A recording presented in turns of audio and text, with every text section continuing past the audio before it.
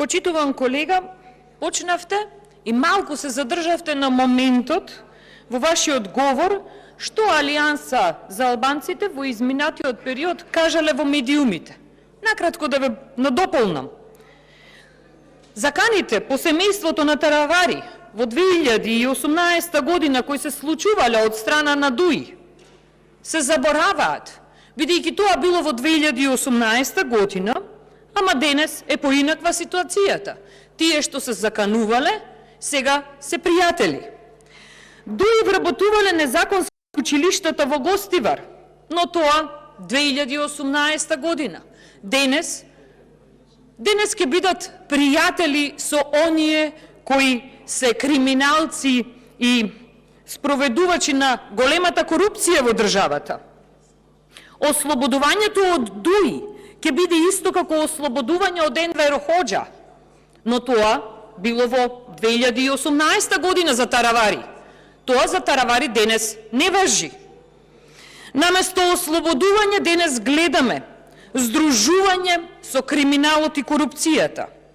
Ниту една албанска партија не сака да коалицира со ДУИ.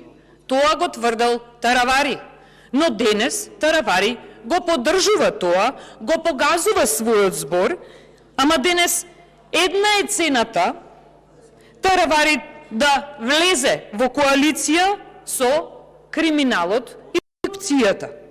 Има уште многу што да се цитира, бидејќи многу се критикувало од страна на Таравари кон оваа власт изминативе години. Но вие спомнавте еден интересен момент каде велите како ДУИ влезе учебникарството.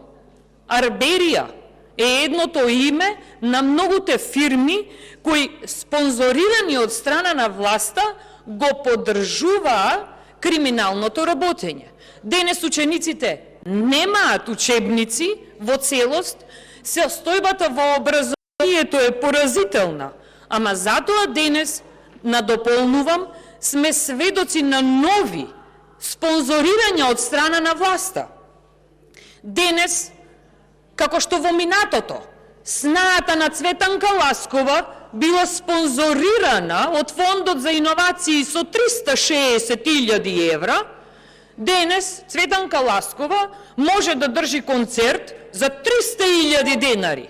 Но за Цветанка Ласкова има, ама за наставниците и за квалитет во образованието нема, за жал.